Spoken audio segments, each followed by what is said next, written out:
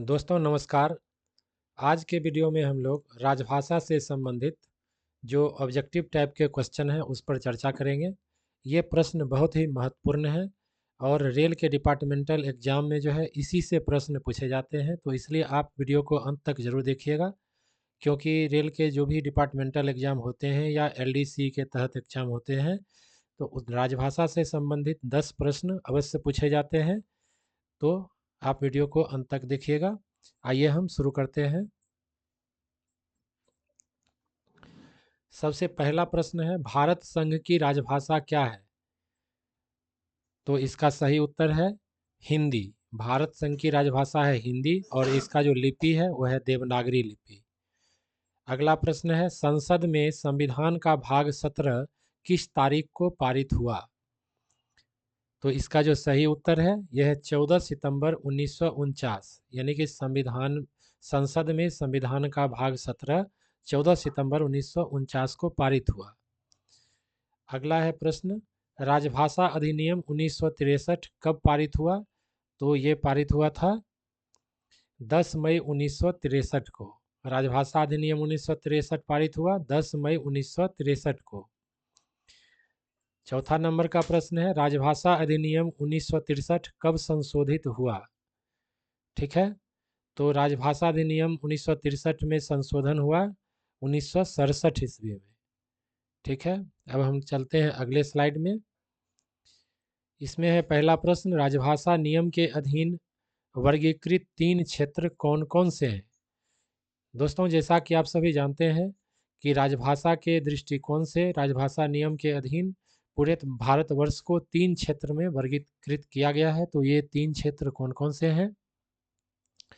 तो ये 3 क्षेत्र हैं क क्षेत्र, ख क्षेत्र तथा ग क्षेत्र।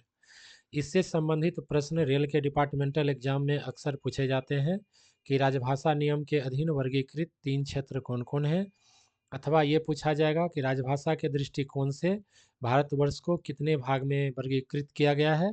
तो 3 भाग में वर्गीकृत किया गया है। यह है क क्षेत्र, ख क्षेत्र तथा ग क्षेत्र। अब इससे जो अगला प्रश्न है वह है, क क्षेत्र के अंतर्गत आने वाले राज्य कौन कौन हैं? दोस्तों भारत के जितने भी हिंदी भाषी राज्य हैं मुख्य रूप से वो क क्षेत्र के अंतर्गत ही आते हैं। तो आइए हम लोग देखते हैं ये कौन कौन राज्य हैं। तो क क्षेत्र के अंतर्गत आने वाले राज्य हैं बिहार, हरियाणा, हिमाचल प्रदेश, मध्य प्रदेश, छत्तीसगढ़, झारखंड, उत्तराखंड, राजस्थान और उत्तर प्रदेश राज्य तथा अंडमान निकोबार द्वीप समूह संघ राज्य क्षेत्र। और इसके अलावा जो है राष्ट्रीय राजधानी क्षेत्र दिल्ली, ये जितने भी दिए हुए हैं यहाँ पर ये सारे क क्षेत्र के अंतर्गत आते हैं। अब अगला प्रश्न है, ख क्षेत्र के अंतर्गत आने वाले राज्य कौन कौन से हैं? ठीक है तो ख क्षेत्र के अंतर्गत हम लोग देखते हैं गुजरात, महाराष्ट्र और पंजाब। ठीक है, गुजरात, महाराष्ट्र और पंजाब ये 3 राज्य आते हैं। और इसके अलावा जो है केंद्र शासित जो प्रदेश है, संघ राज्य क्षेत्र प्रदेश है, उसमें चंडीगढ़, दमन और दीव तथा दादरा और नागर हवेली संघ राज्य क्षेत्र। तो इसमें 3 राज्य और 3 संघ राज्य क्षेत्र जो है इसके अंतर्गत आते हैं। ठीक है दोस्तों, ये प्रश्न जो है रेल के डिपार्टमेंटल एग्जाम में पूछे जाते हैं कि क क्षेत्र में कौन कौन से राज्य हैं, ख क्षेत्र में कौन कौन से राज्य हैं और ग क्षेत्र में कौन कौन से राज्य हैं या संघ शासित प्रदेश है। तो आपको तीनों क्षेत्र को अच्छी तरह से याद कर लेना है कि ताकि डिपार्टमेंटल एग्जाम में इससे संबंधित जो भी प्रश्न पूछे जाएंगे आप उसको आसानी से हल कर सकते हैं। तो अगला प्रश्न है, ग क्षेत्र के अंतर्गत आने वाले राज्य कौन कौन से हैं? तो आइए हम देखते हैं।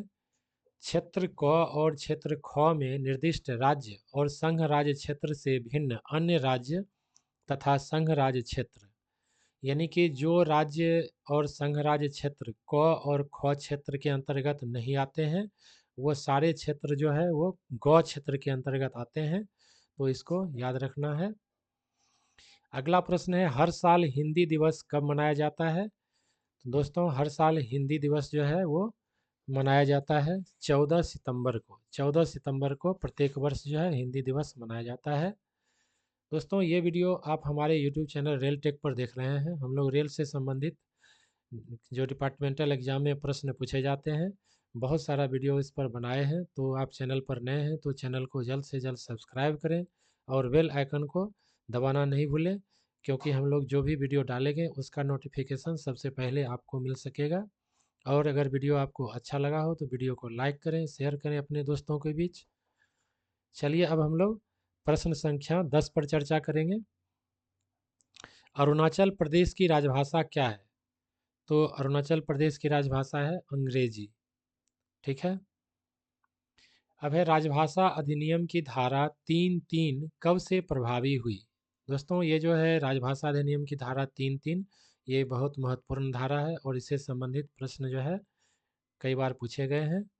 तो आइए हम जानते हैं। 26 जनवरी 1965 यानी कि राजभाषा अधिनियम की धारा 3(3) 26 जनवरी 1965 को प्रभावी हुई। अब जो नेक्स्ट प्रश्न है, राजभाषा अधिनियम 1963 की धारा 4 किससे संबंधित है? तो ये संबंधित है संसदीय राजभाषा समिति के गठन से संबंधित है। ठीक है। राजभाषा अधिनियम 1963 की धारा 4 संसदीय राजभाषा समिति के गठन से संबंधित है।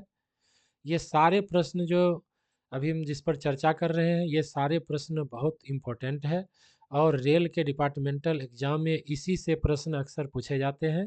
तो आप लोग इस वीडियो को अंत तक जरूर देखिएगा। ये जो है इस वीडियो का पहला पार्ट है, फिर हम बचे हुए प्रश्न पर अगले अपना जो वीडियो है उसमें चर्चा करेंगे।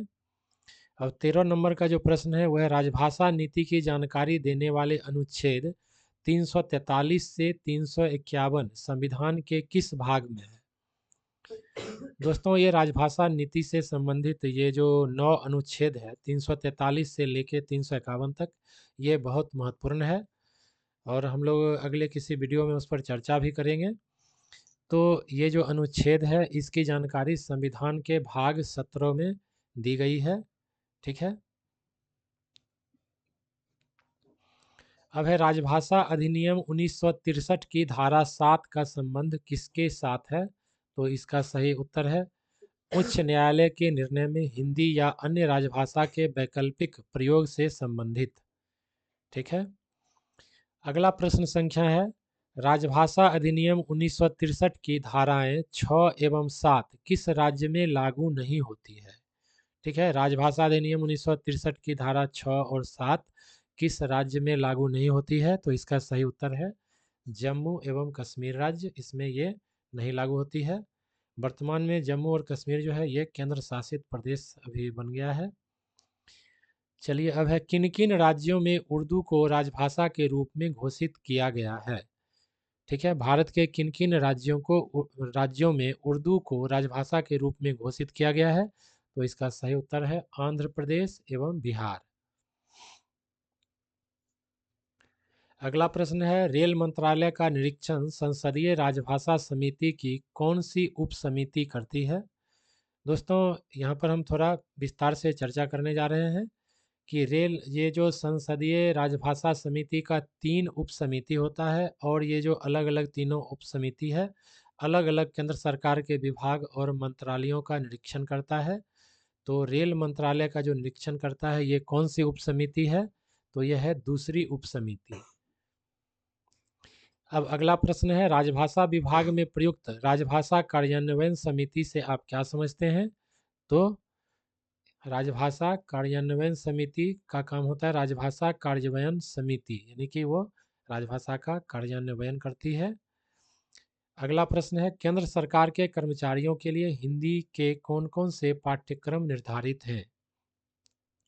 इससे संबंधित प्रश्न भी डिपार्टमेंटल एग्जाम में अक्सर पूछे जाते हैं। तो आइए जानते हैं इसका सही उत्तर। प्रबोध, प्रवीण एवं प्राज्ञ, यानी कि केंद्र सरकार के कर्मचारियों के लिए हिंदी के 3 पाठ्यक्रम हैं। पहला है प्रबोध, उसके बाद है प्रवीण और फिर जो अपर लेवल का है यह है प्राज्ञ। अब केंद्रीय हिंदी समिति के अध्यक्ष कौन होते हैं? ये बहुत ही इम्पोर्टेंट प्रश्न है।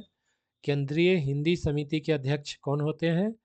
तो केंद्रीय हिंदी समिति के अध्यक्ष होते हैं प्रधानमंत्री। जो भी तत्कालीन प्रधानमंत्री होते हैं वर्तमान के प्रधानमंत्री होते हैं वही केंद्रीय हिंदी समिति के अध्यक्ष होते हैं। तो दोस्तों, ये था आज का हमारा वीडियो। हम आशा करते हैं कि ये जानकारी आप सभी को अच्छा लगा होगा। यदि वीडियो अच्छा लगा हो तो इसको लाइक और शेयर ज़रूर करें, और चैनल पर नए हैं तो चैनल को सब्सक्राइब करें। धन्यवाद।